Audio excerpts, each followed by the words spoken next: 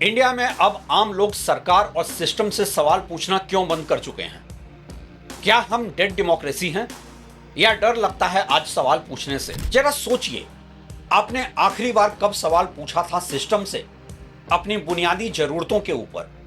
शिक्षा, स्वास्थ्य, रोजगार, महंगाई या कोई और मुद्दा? या आप मान चुके हैं कि एक नागरिक के तौर पर बुनियादी जरूरत के लिए आपको खुद ही तैयारी करनी है और यही आपकी नियति है, इसमें सरकार का कोई रोल नहीं है? या फिर आप फंस चुके हैं एक ऐसे नैरेटिव में कि सवाल पूछना ही गुनाह है, देशद्रोह है, सरकार पे सवाल उठाने का मतलब है देश पर सवाल उठाना?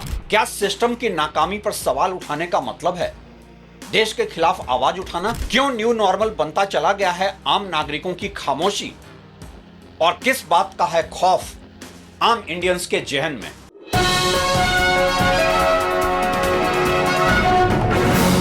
नमस्कार, आप देख रहे हैं रवि सिन्हा अनसेंसर्ड और मैं हटाने वाला हूं आज सेंसर आपके उस सोच पर से कि देश में सवाल पूछना ही गुनाह है, और सवालों पर खामोशी और खौफ को हटाने की जरूरत आज क्यों है, मैं बताता हूं। एक छोटा दुकानदार है, दुकान पर ग्राहक कम है, बिजली का बिल ज्यादा है, जीएसटी के हिसाब ने बिजनेस का नुकसान अलग से किया है, बच्चे की स्कूल फीस बढ़ गई है, घर का ईएमआई सर पे है। वो रोज सरकार को कोसता है, लेकिन कैमरे पर बोलने को कहिए तो मुस्कुराकर कहेगा नहीं नहीं सब ठीक है। ऐसा डरा सहमा व्यक्ति वो कोई अकेला नहीं है। एक युवा है, उसके पास डिग्री है, स्किल है, फिर भी नौकरी नहीं है। घर वाले बार बार पूछते हैं कुछ मिला? वो कहता है मार्केट खराब है, लेकिन सिस्टम से पूछने की हिम्मत नहीं करता कि जॉब कहां है। एक किसान है, कर्ज में है, मौसम से लड़ता है, मंडी से लड़ता है, लागत से लड़ता है, लेकिन जब वो सवाल पूछता है तो उसे जवाब मिलना तो दूर, खुद उसे ही समस्या बना दिया जाता है। यही इस देश की सबसे बड़ी कहानी है। भारत में लोग सवाल पूछना भूल नहीं गए हैं। लोगों के अंदर सवाल अभी भी हैं, लेकिन सवाल अब घरों में पूछे जाते हैं, चाय की दुकानों पर पूछे जाते हैं, व्हाट्सएप पर पूछे जाते हैं, सत्ता से सीधे नहीं पूछे जाते। क्यों? वजह है एक अनजाने डर का माहौल। लेकिन लोकतंत्र सिर्फ वोट डालने से नहीं चलता। लोकतंत्र सवाल पूछने की संस्कृति से चलता है, और जब सवाल पूछने वाले को ही कटघरे में खड़ा कर दिया जाए तब लोकतंत्र मरता नहीं, वो धीरे धीरे चुप हो जाता है। क्या इंडिया में लोग सरकार और सिस्टम से सवाल पूछना बंद कर चुके हैं? क्या हम एक डेड डेमोक्रेसी हैं या हमें डर लगता है एक देश जहां शिकायतें बहुत हैं लेकिन सवाल कम?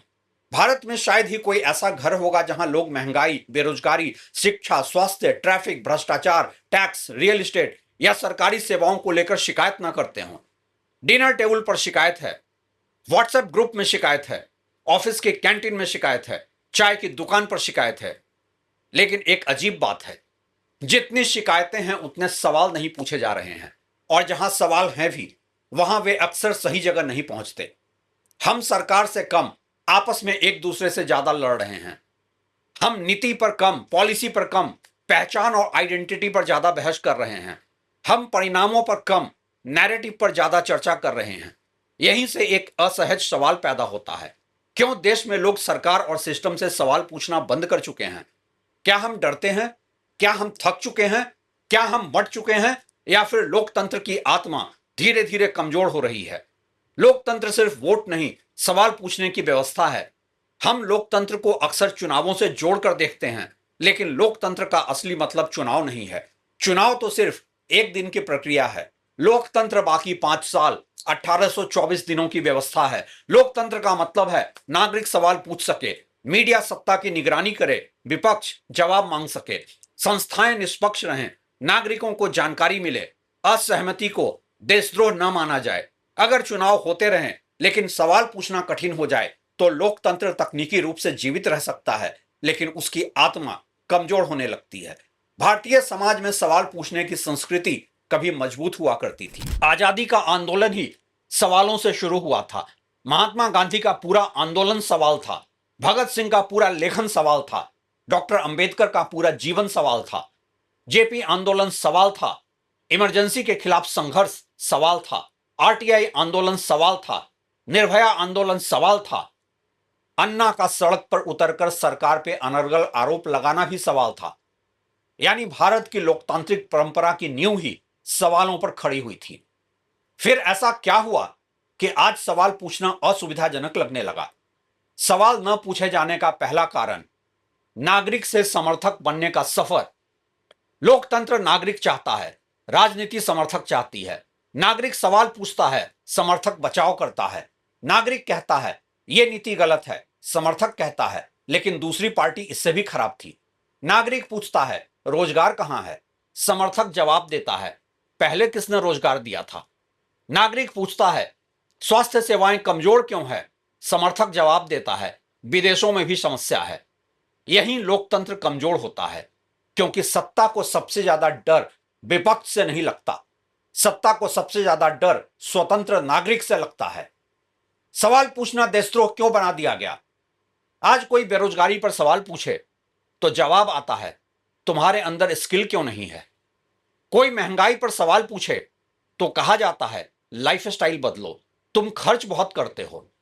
कोई स्वास्थ्य व्यवस्था पर सवाल पूछे तो कहा जाता है इतने बड़े बड़े हॉस्पिटल बन रहे हैं, लाइफ एक्सपेक्टेंसी बढ़ी है। कोई शिक्षा पर सवाल पूछे तो कहा जाता है पहले की सरकारों ने क्या किया। कोई कर्ज पर सवाल पूछे तो कहा जाता है विकास के लिए कर्ज जरूरी है। यानी हर सवाल का एक रेडीमेड जवाब है, लेकिन यह दरअसल जवाब नहीं है, यह सवाल को डाइवर्ट करने की तकनीक है। आप पूछते हैं घर इतना महंगा क्यों है, जवाब आता है बिल्डर लालची है। लेकिन कोई नहीं पूछता कि सरकार की पॉलिसी कहां है, रेगुलेशन कहां है, पब्लिक वेलफेयर कहां है, टैक्स का रिटर्न कहां है, पब्लिक अकाउंटेबिलिटी कहां है। आज देश में सबसे बड़ा सवाल तो यह है कि आम आदमी सही सवाल क्या पूछे। सवाल यह नहीं होना चाहिए कि जीडीपी बढ़ रही है या नहीं। सवाल होना चाहिए मेरी इनकम, मेरी सेविंग, मेरी जॉब सिक्योरिटी और मेरी क्वालिटी ऑफ लाइफ क्यों नहीं बढ़ रही। सवाल यह नहीं होना चाहिए कि हाईवेज बन रहे हैं या नहीं। सवाल होना चाहिए इन प्रोजेक्ट्स से कितने रोजगार बने, कितना प्रोडक्टिव ग्रोथ आया और आम आदमी को क्या मिला। सवाल यह नहीं होना चाहिए कि प्राइवेट हॉस्पिटल चेन्स बढ़ रहे हैं या नहीं। सवाल होना चाहिए क्या गरीब और middle class quality health care afford कर सकता है। सवाल यह नहीं होना चाहिए कि टैक्स टू जीडीपी रेशियो कितना है। सवाल होना चाहिए मुझे टैक्स के बदले एजुकेशन, हेल्थ, ट्रांसपोर्ट, सेफ्टी और सोशल सिक्योरिटी क्या मिल रहा है। सवाल यह नहीं होना चाहिए कि देश 5 ट्रिलियन इकोनॉमी बनेगा या नहीं। सवाल होना चाहिए क्या 5 ट्रिलियन इकोनॉमी में मेरी हिस्सेदारी होगी, क्या मेरी आमदनी भी बढ़ेगी देश के इकोनॉमी के साथ। सवाल न पूछे जाने का दूसरा कारण डर का नया प्रयोग। लोग अक्सर सोचते हैं कि डर का मतलब जेल होता है, लेकिन आधुनिक लोकतंत्र में डर का रूप बदल चुका है। आज लोगों को अक्सर जेल से ज्यादा डर होता है नौकरी खोने का, बिजनेस प्रभावित होने का, सोशल मीडिया ट्रोलिंग का, बदनाम होने का, दोस्तों और परिवार से अलग पड़ जाने का, एक सोशल बाइकॉट का। आज किसी को चुप कराने के लिए हमेशा कानून की जरूरत नहीं पड़ती, कई बार सामाजिक दबाव ही काफी होता है। अगर हम आलोचना के बाद आपको देशद्रोही, अर्बन नक्सल, एजेंट, प्रोपेगेंडिस्ट या टूलकिट कहा जाने लगे तो बहुत से लोग चुप रहना चुन लेते हैं। सवाल न पूछे जाने का तीसरा कारण आर्थिक असुरक्षा। यह एक बहुत बड़ा कारण है। आर्थिक कारण, जिस व्यक्ति के पास ईएमआई का प्रेशर है, बच्चों की फीस है, मेडिकल खर्च का डर है, नौकरी की असुरक्षा है, बुढ़ापे की पेंशन नहीं है, वो व्यक्ति जोखिम लेने से बचता है। आर्थिक रूप से असुरक्षित नागरिक राजनीतिक रूप से भी कम मुखर हो जाता है। यही कारण है कि दुनिया भर में मजबूत मध्यम वर्ग लोकतंत्र की रीढ़ मानी जाती है, क्योंकि उसके पास सवाल पूछने की आर्थिक स्वतंत्रता होती है। चौथा कारण मीडिया का चरित्र बदलना। लोकतंत्र में मीडिया को वॉचडॉग कहा जाता था। आज मीडिया का बड़ा हिस्सा नैरेटिव मैनेजर बनता दिखाई देता है। पहले सवाल होते थे रोजगार कहां है, स्वास्थ्य सेवा कैसी है, शिक्षा की गुणवत्ता क्या है, महंगाई क्यों बढ़ रही है। आज बहसें अधिकतर होती हैं किसने किसको अपमानित किया, किसने किसको करारा जवाब दिया, कौन राष्ट्रवादी है, कौन देश विरोधी है। अर्थव्यवस्था की जटिल समस्याओं की जगह भावनात्मक मुद्दे ले लेते हैं। नतीजा यह होता है कि नागरिक भी असली सवाल भूलने लगता है। आरएसएफ के 2025 वर्ल्ड प्रेस फ्रीडम इंडेक्स में ग्लोबल प्रेस फ्रीडम को डिफिकल्ट सिचुएशन बताया गया और इकोनॉमिक प्रेशर को प्रेस फ्रीडम के लिए बड़ा खतरा माना गया। यानी पत्रकारिता पर सिर्फ पॉलिटिकल दबाव नहीं है, इकोनॉमिक दबाव भी है। एडवर्टीजमेंट, ओनरशिप, कॉर्पोरेट इंटरेस्ट और एक्सेस जर्नलिज्म ने सवाल पूछने की जगह नैरेटिव मैनेजमेंट को मेन स्ट्रीम बना दिया है।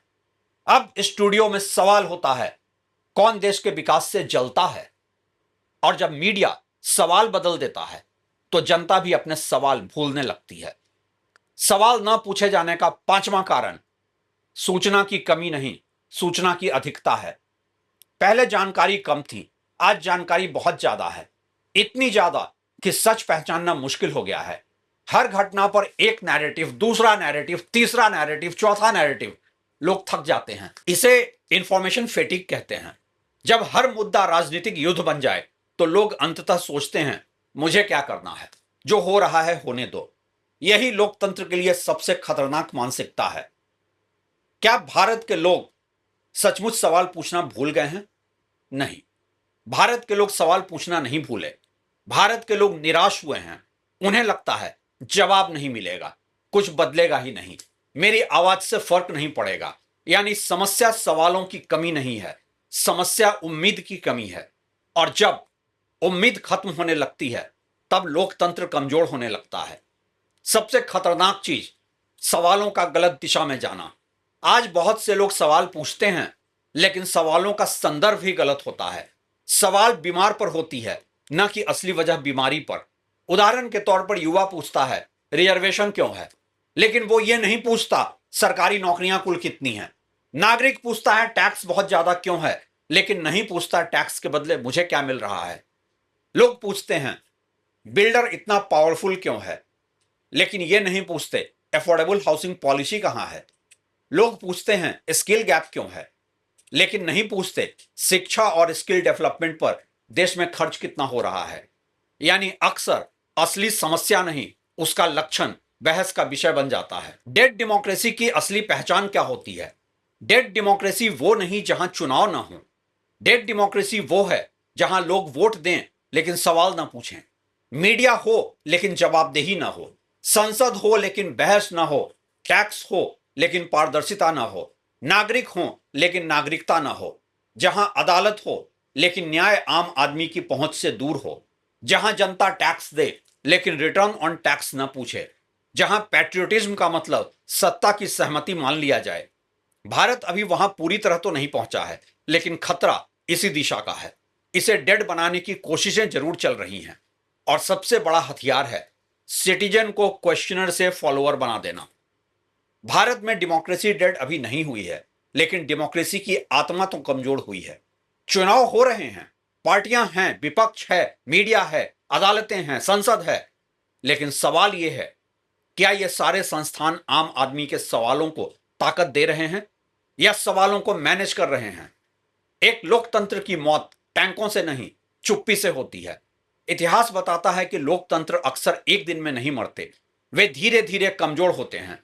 पहले लोग सवाल पूछना बंद कर देते हैं, फिर संस्थाएं जनता के प्रति जवाबदेही को अपनी जिम्मेदारी नहीं मानती हैं, फिर नागरिक उम्मीद छोड़ देते हैं और फिर लोकतंत्र केवल चुनावों तक सिमट जाता है। इसलिए आज भारत के सामने सबसे बड़ा सवाल यह नहीं है कि कौन सी पार्टी सत्ता में है।